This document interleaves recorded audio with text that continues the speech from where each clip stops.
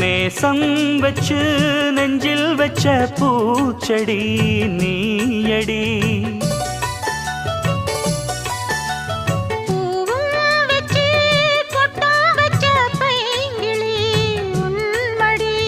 பாசம் வச்சு பாடும் பாட்டை கேளடி என் கண்மணி.